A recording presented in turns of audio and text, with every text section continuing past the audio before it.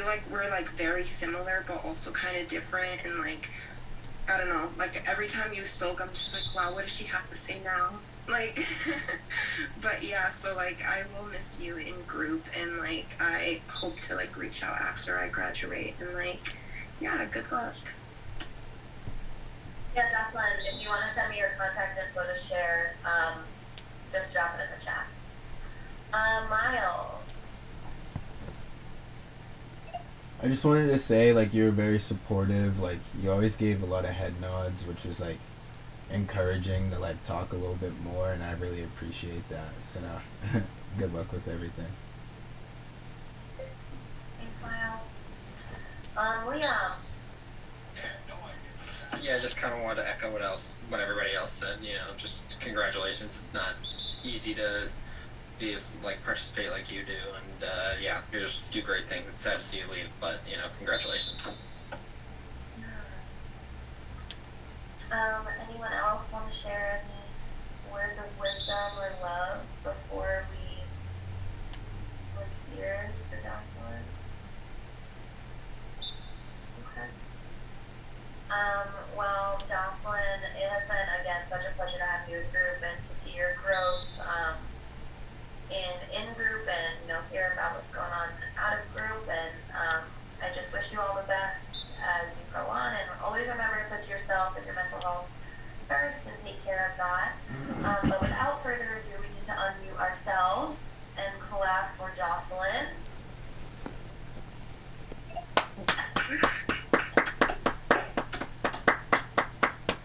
Yay!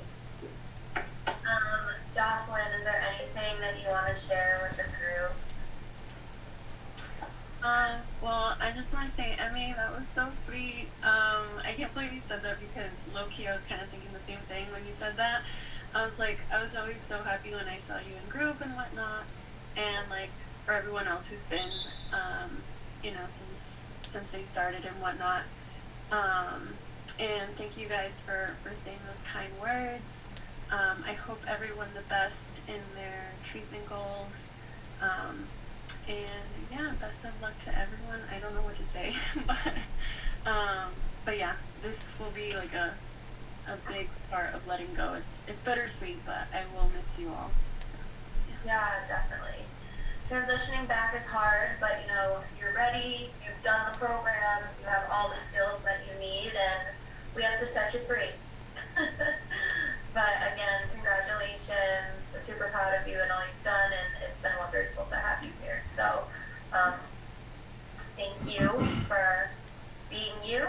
And with that, we're going to switch gears for our checkout activity. Also, I dropped Jocelyn's Instagram in the chat. So after you graduate, you're more than welcome to follow her and all that sort of jazz. So yesterday,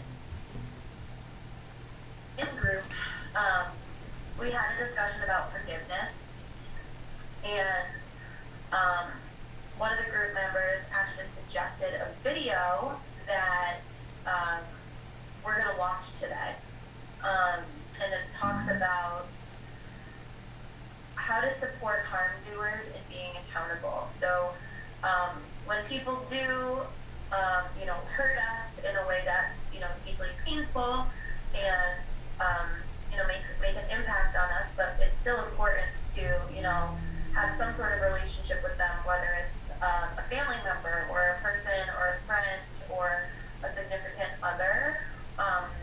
If we want to still engage in a relationship with them in some capacity, it's important to learn how to hold these people accountable for their actions to improve the relationship on both ends. So we're going to watch this video today because I think it's going to be really helpful, and then we'll have a little bit of a discussion about it, maybe do a little free writing if we have time, and then I will let you know. Okay? So here we go.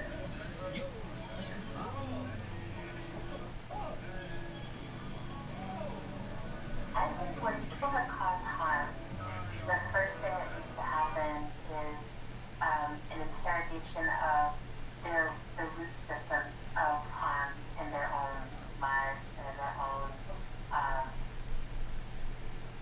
relationships, right? If I share, when I made a pic, could you guys see that? Or no? Like when it took up my whole screen? No? I can only see it when it was little. Okay, I'll keep it little then. Sorry. Here we go.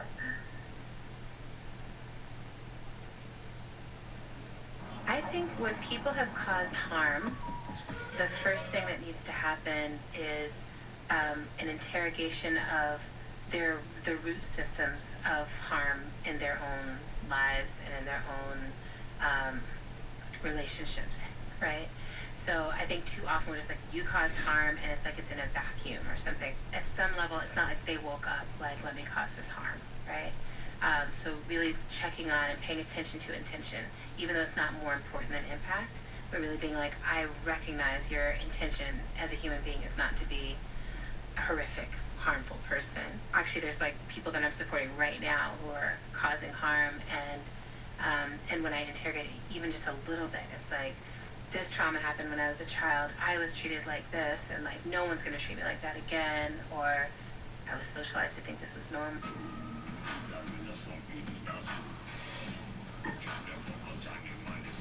Please hold. Or okay. Or I was never given tools to balance my temper. I was never given tools to process strong emotion. I don't know how to have a broken heart. You know, I don't know how to express my sexual desires. Like there's just like stuff that people are like, don't learn. And I don't think it's like that's an excuse. You know, you didn't learn that, so now you get to be an asshole. But I do think there's something that's like, okay, that's what happened and shaped you. And now what we need to do is figure out, how do we reshape you, right? How do you opt into a new shape, a new way of being in the world that is not causing harm to people you say you care about or love or just want to be in community with? I've seen a lot of folks say, oh, you're just talking about your trauma as a distraction. And also, we've noticed that if folks are able to process that trauma, they're much more ready to take accountability for the impact that they've had. Often it's feeling like no one cared when I was hurt, and so why am I supposed to care when someone else is hurt? And it's like, well, you should still care, but also we care that you were hurt, just not to the degree that we don't care about this other person too, right? And so it's about holding kind of complexity and nuance. There's an incredible quote from Danielle Serid that is like, no one experiences harm for the first time when they do harm. And I really love that, because I'm like, oh yeah, like, what were you like as a child? And this helps me with, when I'm mediating people, I'm often like, Alright. I'm gonna let it go for a second. Let's see if that helps. Please hold. If you feel if it's helpful to take notes so we can have a little bit of a discussion after, feel free. I love notes and note taking.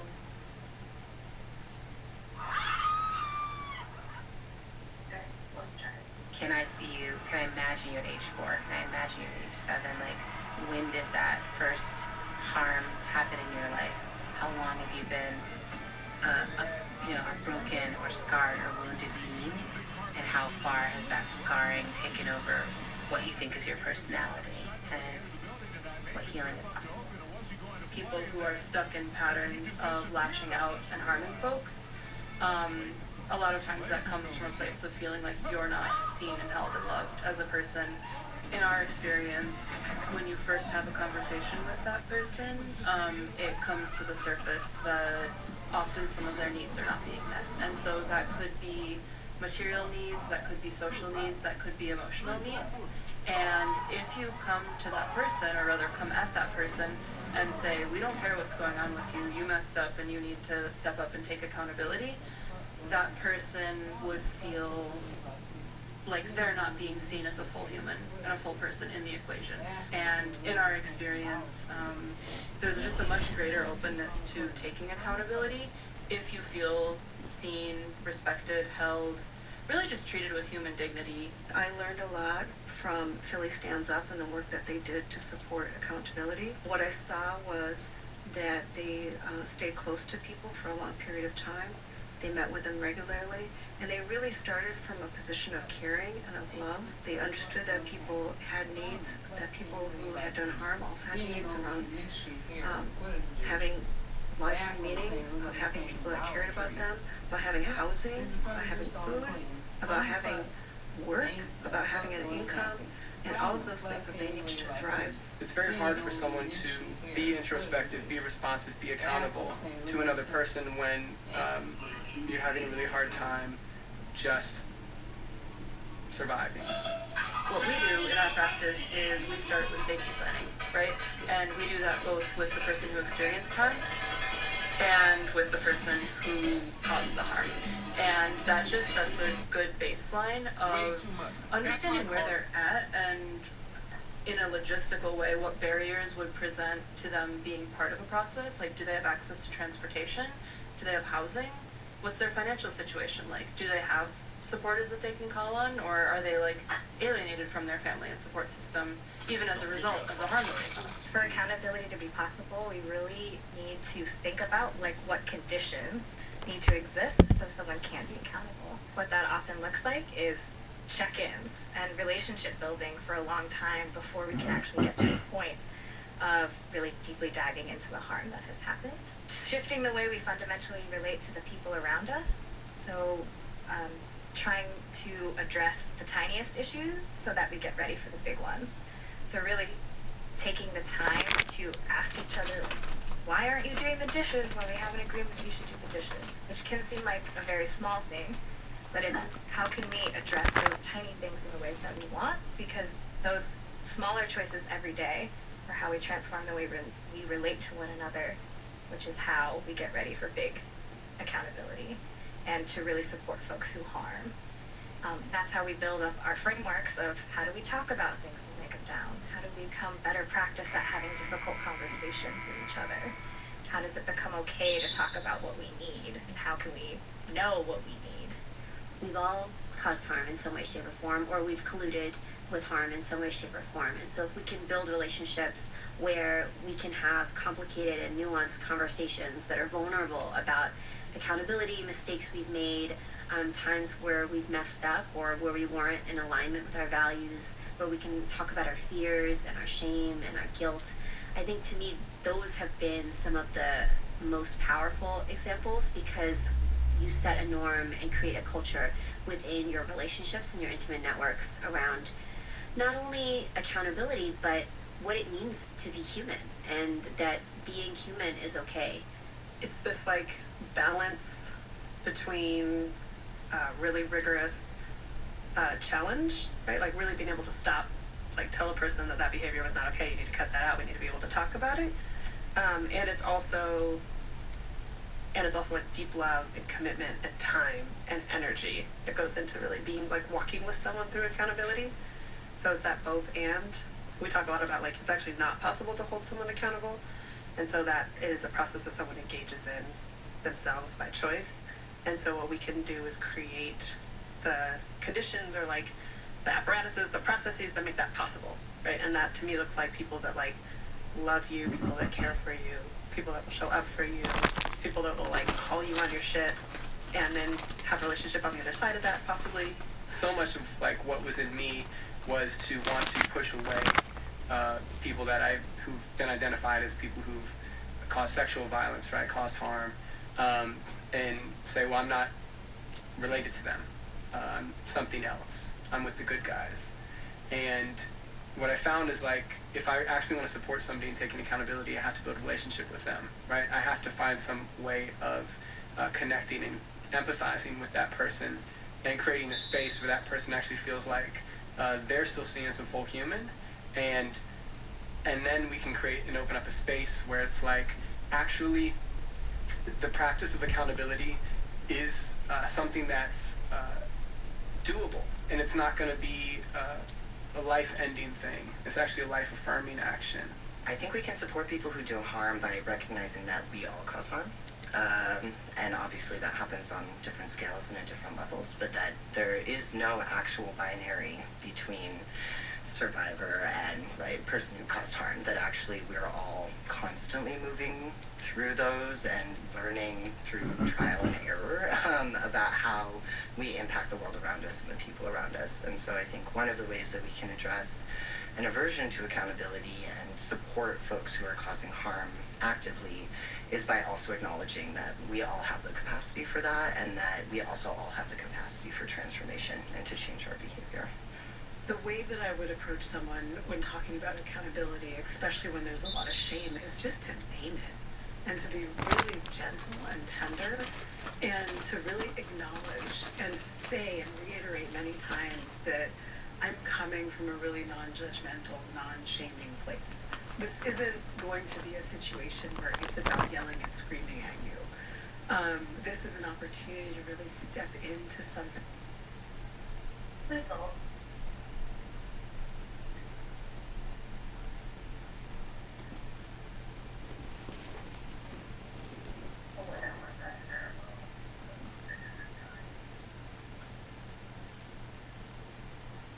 That you might have done, and to actually even understand for yourself why, for the deeper reasons and the root causes of the why, which actually can be quite freeing for a lot of people. It's hard, I think, to get somebody to be accountable if it's just like you did wrong and you need to do something for someone else. I think we have an easier time of holding people accountable when they can also understand that if they go through a process for repair or remedy in some way, that it also will be better for them. And it'll be better for our communities as a whole. I work with a lot of folks that have done severe harm and are really interested in looking at accountability on themselves. And one of the things that people say is that it's actually incredibly freeing. It's a moment of liberation to step into your accountability because you are working through shame. You're working through the thing that you're the most scared of talking about, that terrorizes you, that makes you the most afraid, and you're coming into like a new level of understanding about it and a new commitment to others about what you've done. I think giving enough time. So giving that person time, being like, we're offering you the reflection that you've caused this harm, and giving someone time to update their sense of self, right? To move out of the defensive part that's like, what? I would never do that, right? To like, well, you did do that, right? And this person's saying you did that. We've got proof you did that. Or there's, pattern that you did that. Sorry. What do you guys think so far? Helpful? Insightful? A little bit? Alright. There's only about 4 minutes left. But I really want to try to get through it because it's good info. So giving someone time enough to update their sense of self. One of the things that we said early on was that we can't expect people to change right away. Who does? If we look at, any one of us looks at our own behavior, it often took a long time to make change. We were often offended when somebody actually confronted us about behavior that we had that was harmful. We might have even agreed to change that behavior early on, but when there was a process in place and we actually had to make that change, we could have been very resistant to that. I think that is something that is very common to most of us. I really think that's an important part of the process that we often overlook is like how long it actually takes to do the internal work. And that's like, I've got a therapist, I've got somatic body workers, I've got great friends that I process everything with. So that's like me as a very well-resourced individual still going through that process. A lot of the folks we're dealing with are not well-resourced. A lot of people who cause harm, especially in intimate dynamics, are folks who are like, I don't share any details of my intimate dynamic life with anyone else. So then it's telling someone, you don't even have a place necessarily you process stuff like this, but you caused harm. And so we're saying like, you have to change in so many ways. A, you have to stop causing harm. B, you have to become the kind of person who talks to other people and processes stuff that you've done, right? And then third, you have to evolve your sense of self to understand that like, whether you want to believe it or not, you did cause this harm and you're accountable for it. I don't think there's like a prescription, but I've seen support groups for people who've caused sexual harm form. I've seen reading groups around when people have a similar harm, forming spontaneous groups. I've seen long-term mentorship around different kinds of harm.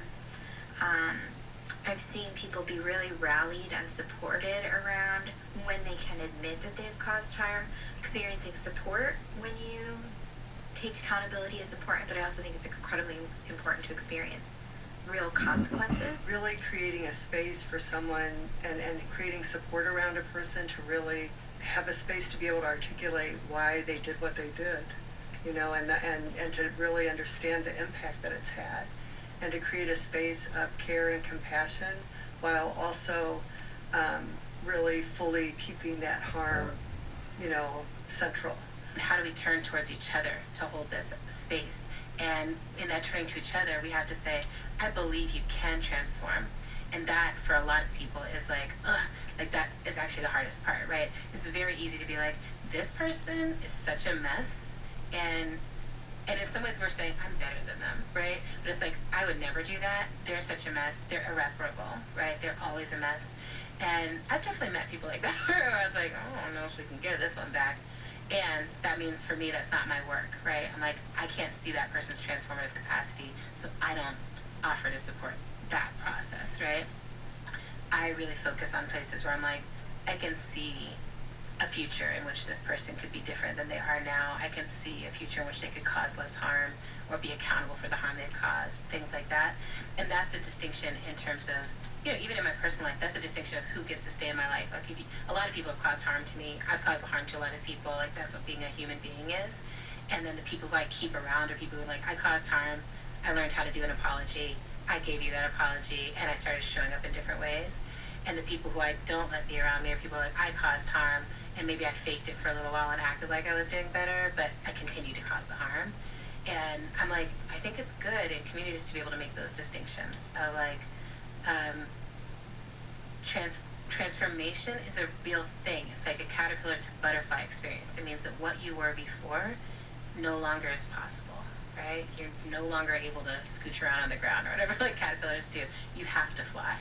And I want that for more and more people in our community to be like, you can no longer be a shady asshole to each other. You can no longer cause sexual harm to someone in your community. It's no longer even possible. You have to be in community. You have to fly. You have to be accountable. Like, that's the level of transformation that I want us to keep holding more and more of a standard for. Right. We did it. Even though it took a little longer than planned. But what did we think? What are your thoughts? I'm going to drop the link to everyone in the chat if you want to watch it again. But what do we think about this? What do you think about causing harm to others and how others cause harm to us? What are your thoughts about the video? Did you hate it? Did you like it? Was it helpful?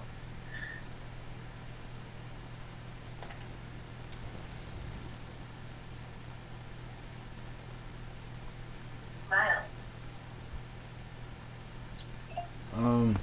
I think it was helpful.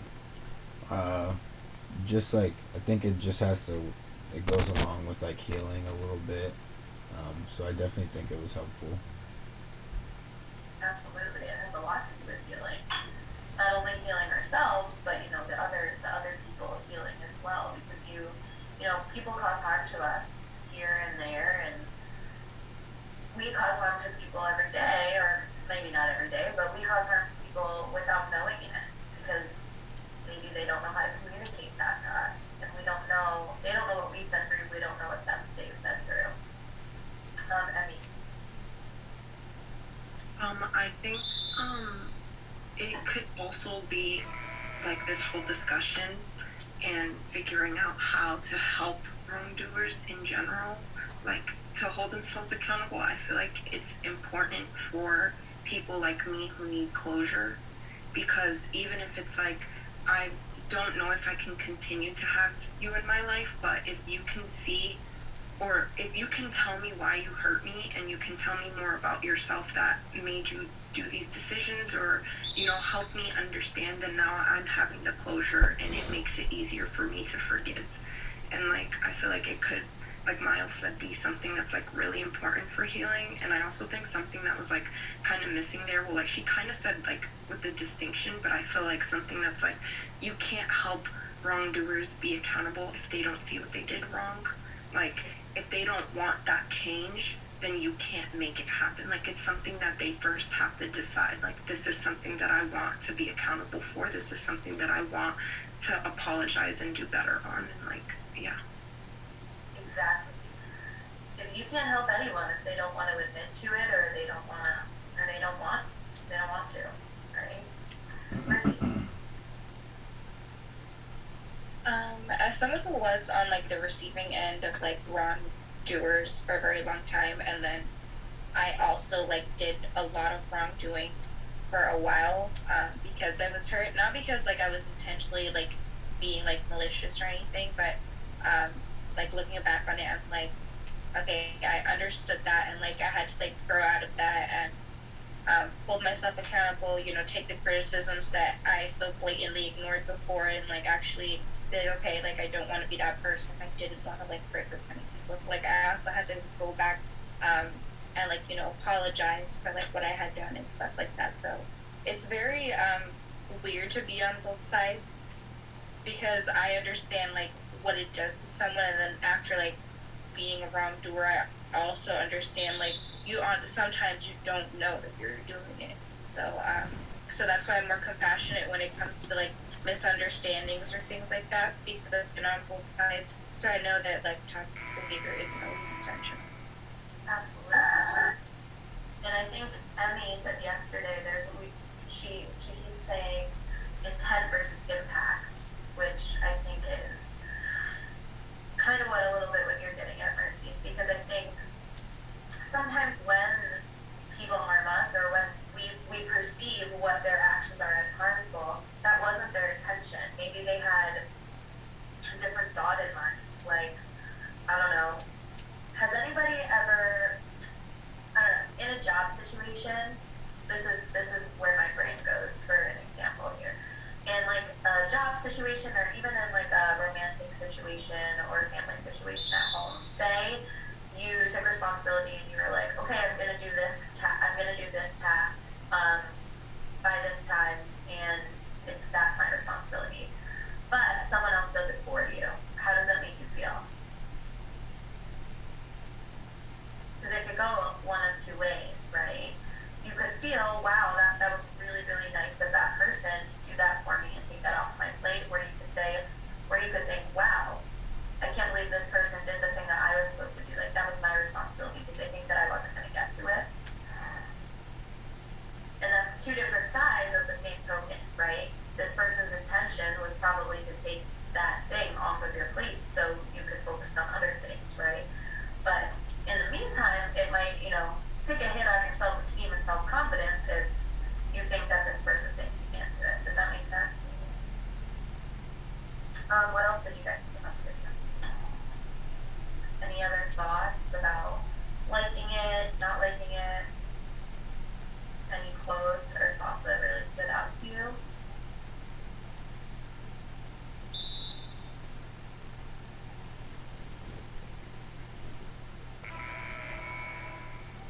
If you accidentally cause harm to someone, does that make you a bad person?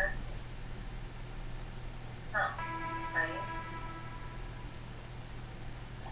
No one's really a bad person, right? I mean, to most extents, right? But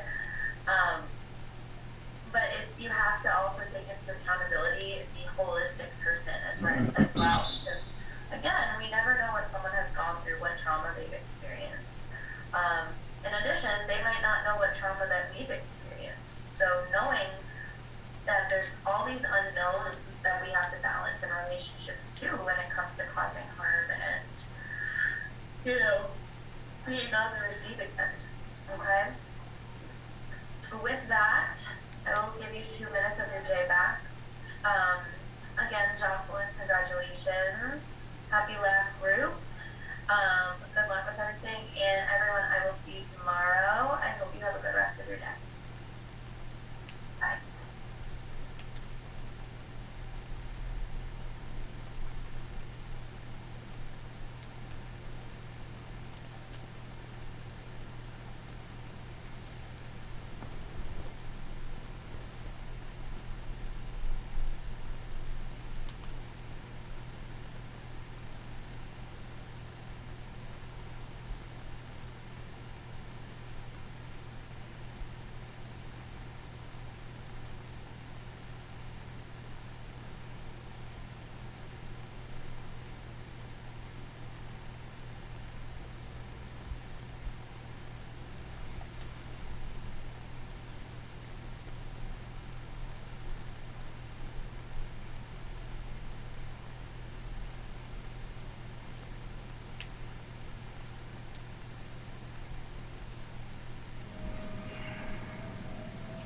Are you tired of me yet?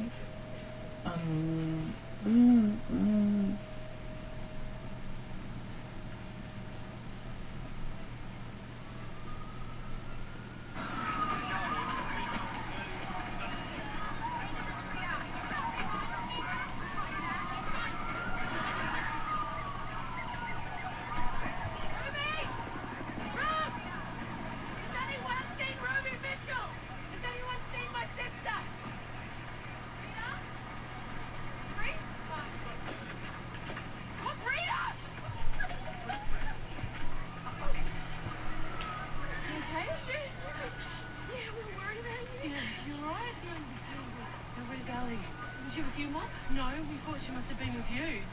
We tried looking for you guys. It's all blocked up. They won't let us back in there. It's all right. The firings will bring her out, eh? Evacuate the Jade and Cane Fox. There's still prisoners in H&F. I'll have an account for all my staff, all right? Copy that. We're going in. Not seeing any sign of fear. Okay. But the prisoners in isolation been released? Yes. Right. We need accounts so emergency service know exactly what they're getting. Okay, but Vera's still... Do your job, Jade. Get on with it. Copy that. Heart of the Arch will blown out. Prisoners are escaping into no man's land.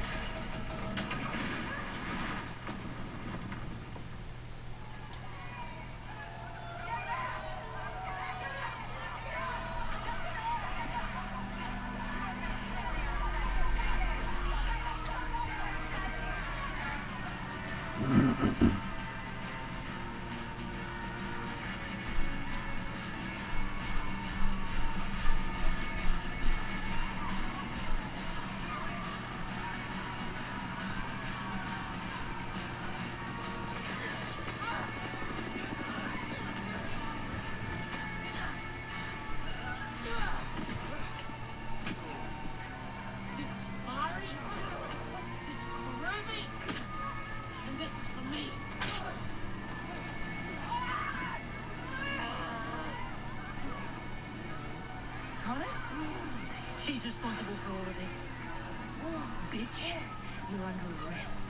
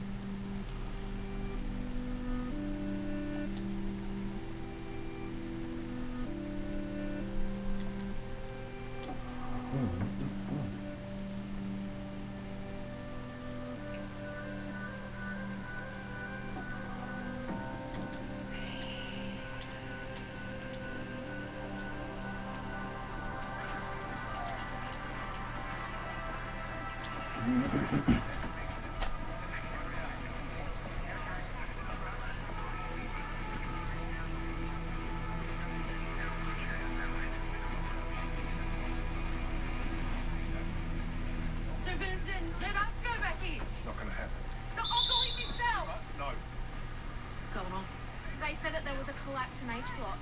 The roof caved in and like they can't get to it. Have they found Ellie? Did they get her out?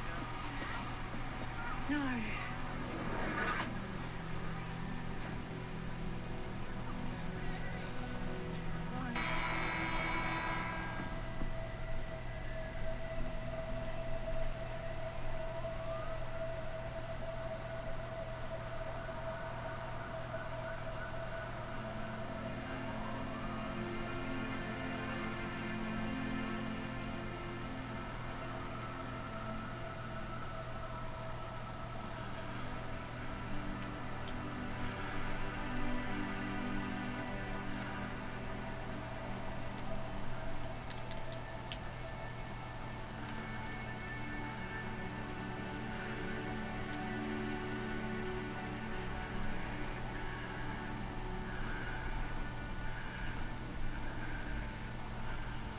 You carried me out.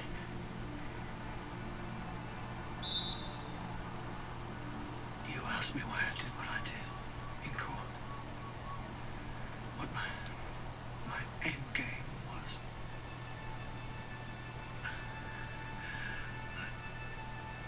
I didn't know the answer to that until just now.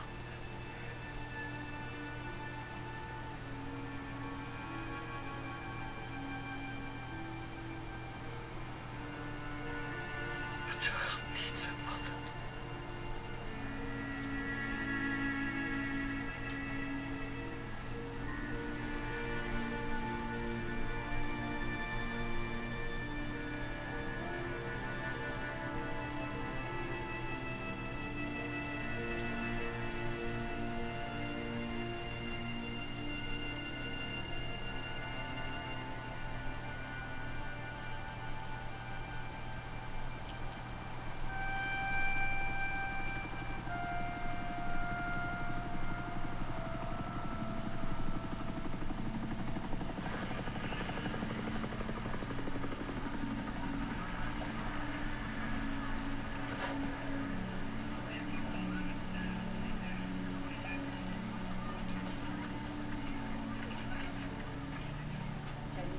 Together into the count. Okay. H1. Fuck the count. We gotta go back in. We gotta get Ali now. Jenkins, H1's gone. So. Starro, School, Mitchell, Connors.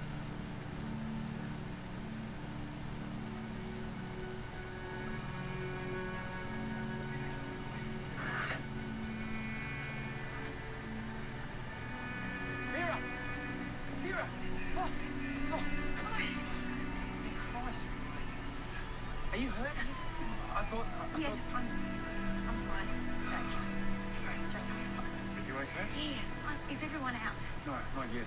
The fire is clearing the building, but the roof's collapsed, making it hard. Anne Reynolds was one of the casualties. I'm really sorry, Vera.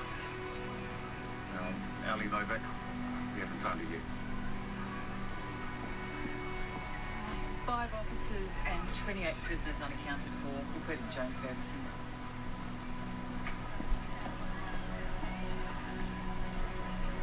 Well, if she's dead, then she's not our problem anymore. What? Come on, we've got work to do. Let's go.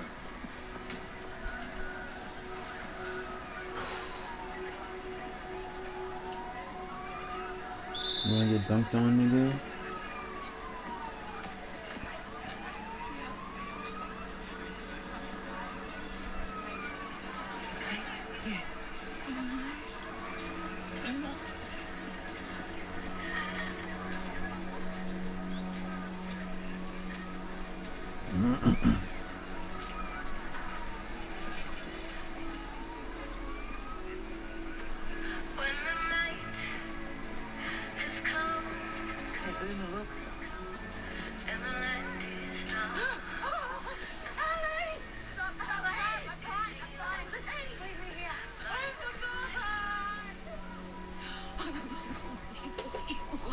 Squished under a roof or something.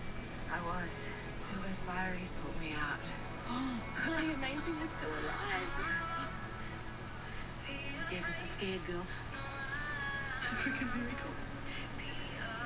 Yeah. I think you might be right. Hey. I got you something.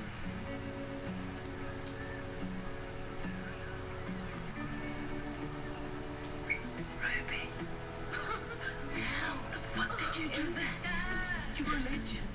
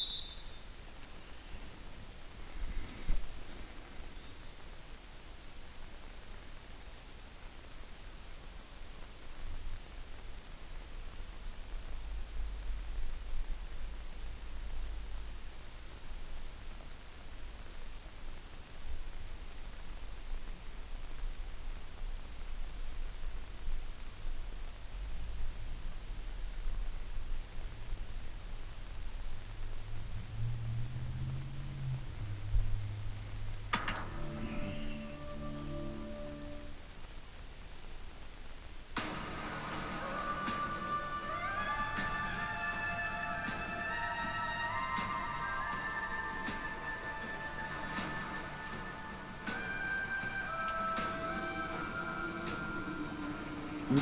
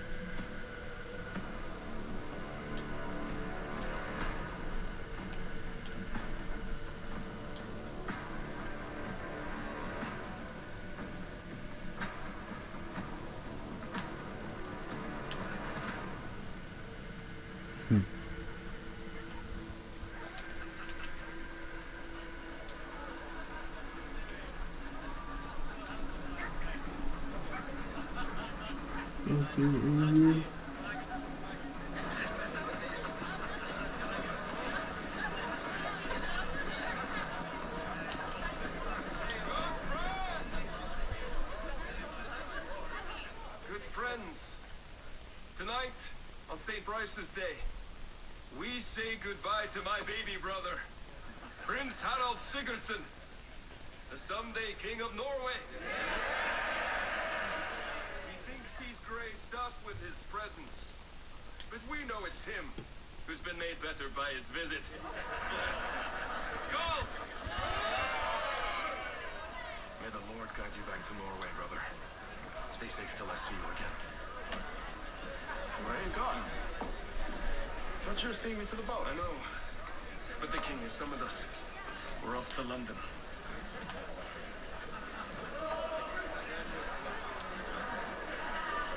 But I'm sure you'll find a better send-off than me.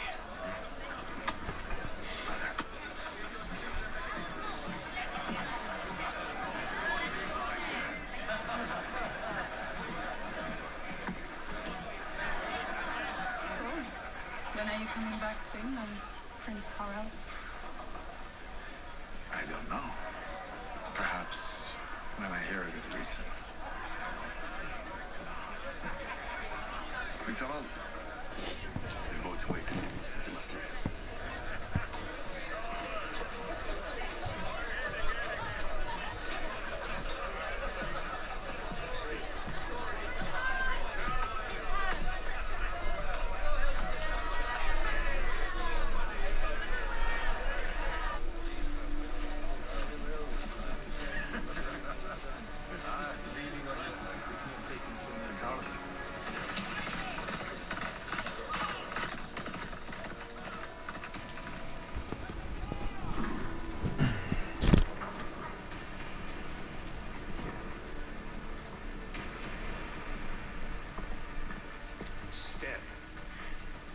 Faithful gods. Your Highness, we came as soon as we could. I know it is St. Bryce's Day, and you have undoubtedly lived feasts with family, so please join me.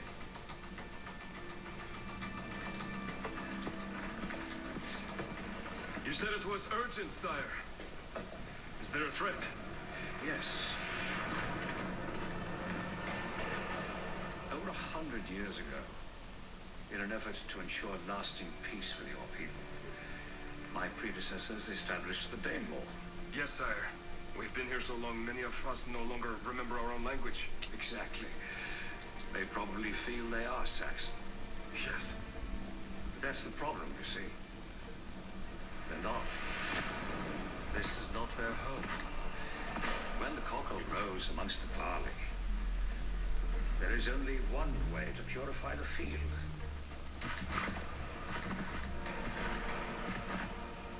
Therefore, tonight, I order that all Vikings living on this island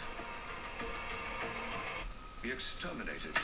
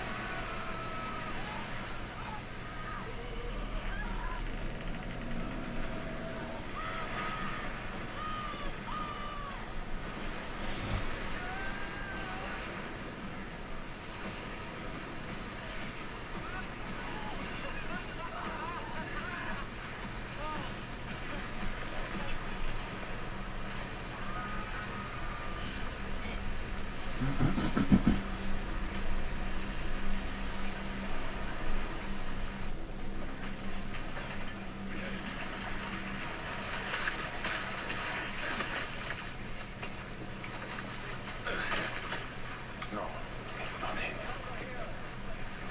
No.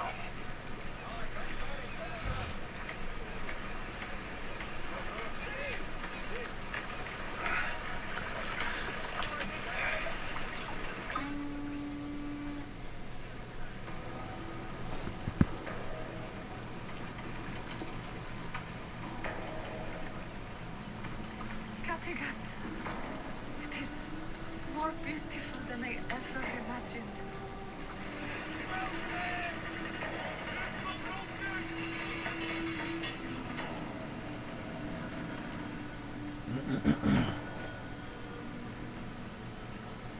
And bigger.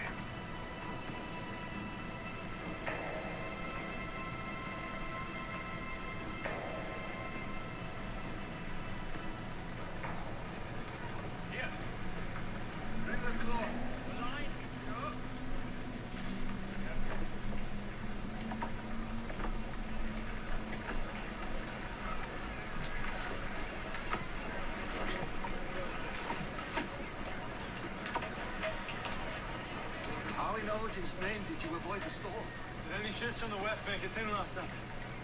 No, just 2 ships before the storm.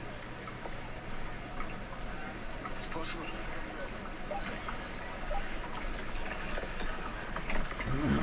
Toki, Uff, you stay here with the boatsmen and supply. Freydis, check with the captains at the harbor. The rest of you will come with me to search the town. I'm coming too. No. You'll get your moment.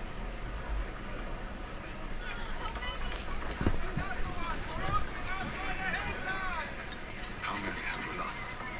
Hundreds of them.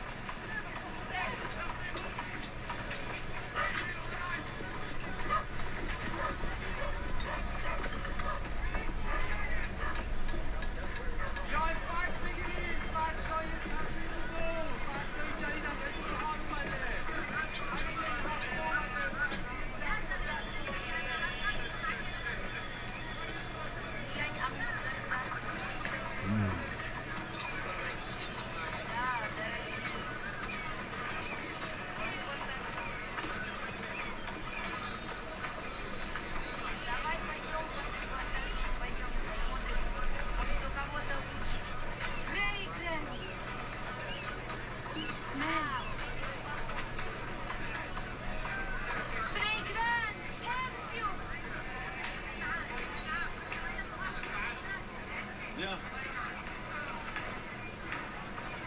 You, here, sir, and live.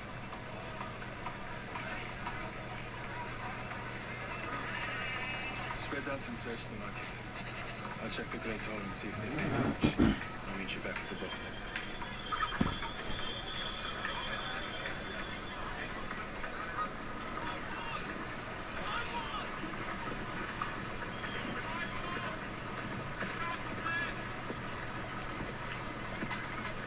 Where are you from? Greenland. What kind of journey was it? Long. 5 weeks. No stops. I'm trying to do that. Blonde behind you, bro. Nope, before I take over. I'm impressed. Then you are easily impressed. Not sure. My standards are quite high. So am I. Are you from Kattegat? No. From Ringerike. I'm Harald Sigurdsson. Who are you? My name is Freydis. After a long voyage on such a small boat, I would think a hot bath would sound good to someone with high standards. After a long voyage on a small boat, a lot of things would sound good. Put him in the fucking ram!